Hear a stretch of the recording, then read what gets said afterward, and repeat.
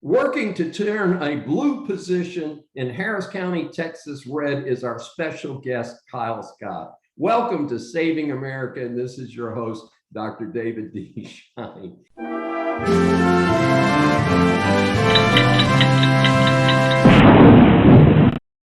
Kyle Scott's running for Harris County Treasurer. A couple years ago, block voting by Democrats turned Harris County's elected positions blue, and the taxpaying citizens of Harris County have been suffering ever since. His campaign has been endorsed by a long list of conservative organizations. Kyle is a native of the Houston area and previously served on the Board of Trustees of Lone Star College, where he was a taxpayer advocate and fiscal conservative. Kyle has a terrific educational credentials with a BA from UT Austin, MBA from Rice University, and a PhD in political science from the University of Houston.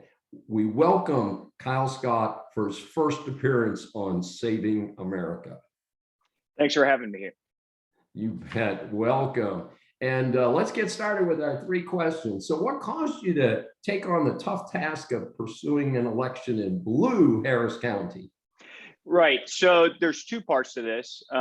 Why this race, why countywide, and then why this year, I suppose. So the first is when you look at our county budget, it's gone in 2018 was around $3.7 billion. This year we sit at closer to $8 billion.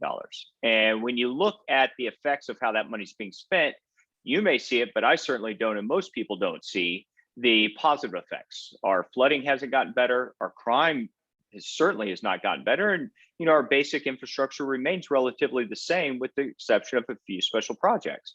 So I was looking around for a position that could get me right into the thick of the problem. And the treasurer does just that. Also, because it's consistent with my background and my skill set, I felt it's a position that I could get into day one ready. But why 2022? And this is an important question, as you mentioned, what happened in 2018, which is there was a blue wave that swept through our county.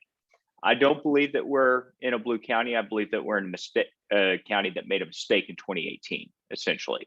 And so I was looking for the opportunity to help the party gain back some of these seats.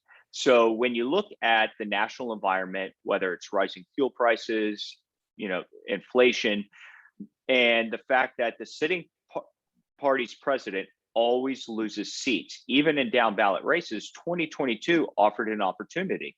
And then when you layer on top of that, all of the challenges that Harris County is experiencing with our crime, with our flooding, I think it's the right year to run in a countywide race with a shot of taking back some of these seats.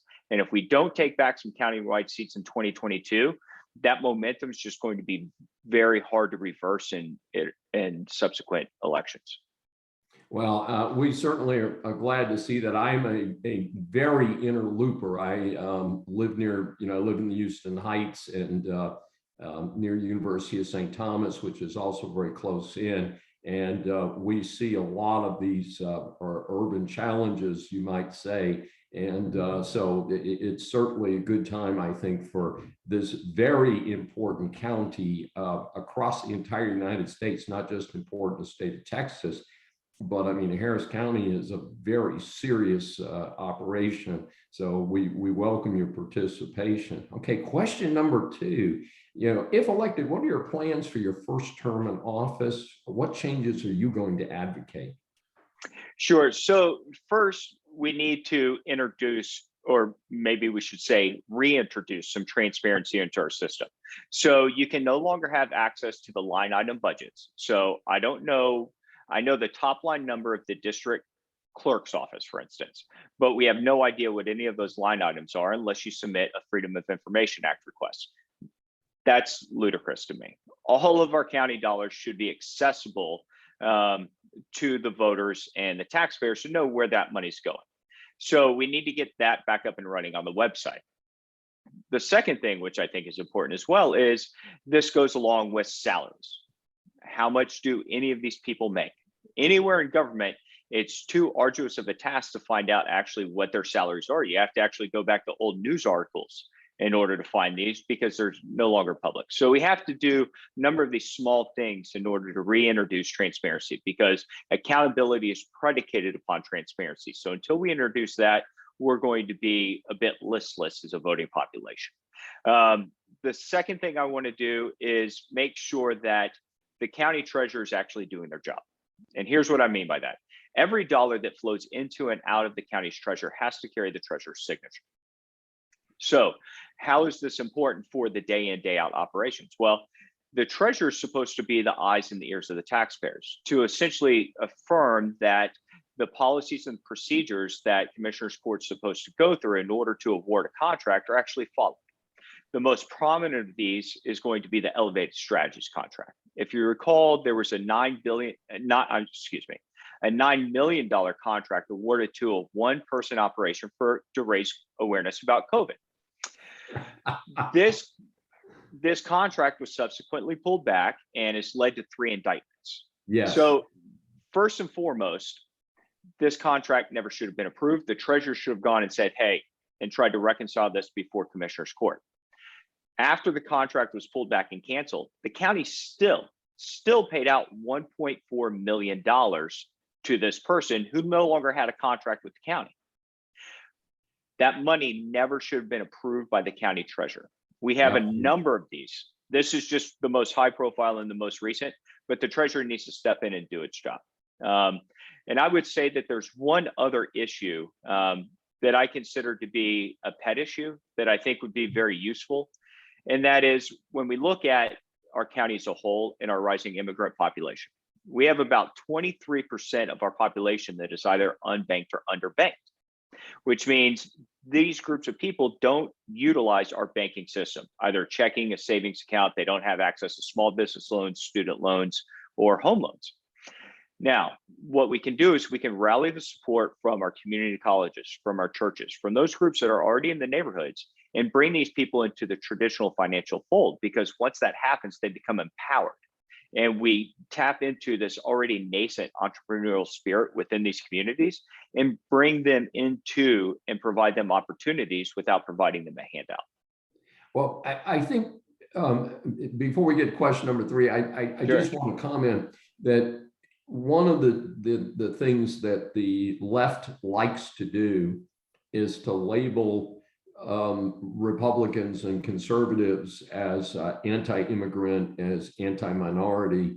And of course, we saw the recent election in South Texas that went with a Hispanic Republican in a special election. And I think, one of the things you just said is supporting something that clearly supports low income and minority communities. And I think that is a really important concept that needs to be hammered on over and over again, that the Dems have abused minorities as a voting bloc, but have not delivered. And Republicans actually are the ones who've delivered. So, it's an interesting proposal and something I would certainly support. Question number 3, is there any chance you could lower the Harris County taxes?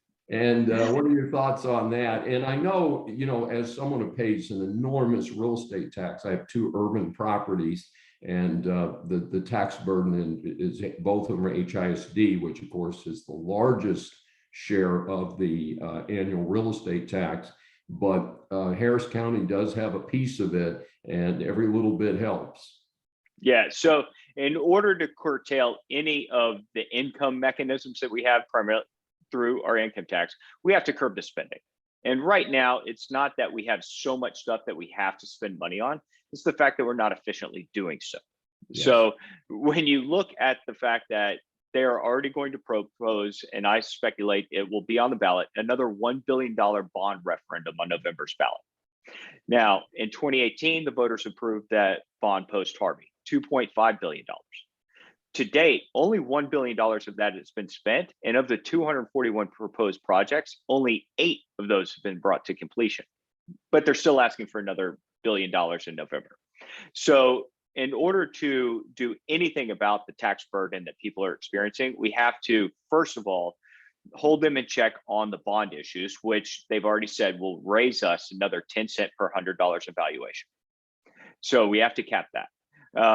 then the treasurer's role, though, is to provide the needed transparency and accountability, not only to Commissioner's Court to make sure that we are actually going with the projects that we need, but also using as a platform to reach out to voters so that they're aware of where their money's going. For instance, they've taken our rainy day fund, our reserve account, from $313 million down to $4 million in just 3 years. We just took $58 million from our excess in our Harris County Toll Road Authority and reallocated it to hike and bike trails. Hike and bike trails are great, but I think if we have so much money on our toll roads, we should probably think about reducing the tolls or eliminating the tolls as we were originally told. So the role of the treasurer, though, does not play a direct role within the taxing situation. That's going to be HCAD, the Harris County Appraisal District, and then then the tax collection goes through the Harris County Tax Assessor Collector. If taxes are at the top of mind of anybody, as they should be, then the Commissioner's Court elections are going to be very important this year. So we have 3 seats up for election, and that's your county judge, precinct 4, which is now, after the flip, on the west side, southwest side of our county, and precinct 2, which is on the east side of the county. So you have Jack Cagle, who's the incumbent on precinct 4, running against Leslie Briones, the Democrat. And on the east side of our county, you have Jack Mormon challenging Adrian Garcia to try to get his old seat back. So if the Democrats are able to take 4 seats, they can do whatever they want with the tax rate because a quorum is always met. So it's important, though, in order to reduce that tax rate and to curb our spending, that we get 3 of the candidates on the court who have said that we need to rein in the spending. So that would be Cagle, Alex Mealer, who's running for county judge, and then Jack Mormon over in precinct 2. Sounds good. Well, certainly extremely important to the people of Houston and Harris County. And so how can our audience get more information about your campaign, Kyle? Sure. Thanks for asking. So the website's pretty straightforward. It's electkylescott.com. That's electkylescott.com. And of course, since this is a down ballot race and a smaller campaign, you can reach out to me at any time. My email address is vote, VOTE, the number 4, kylescott@gmail.com. Excellent. Well, this is Dr. David D. Schein for Saving America. And if you've enjoyed this episode, please subscribe on your favorite platform.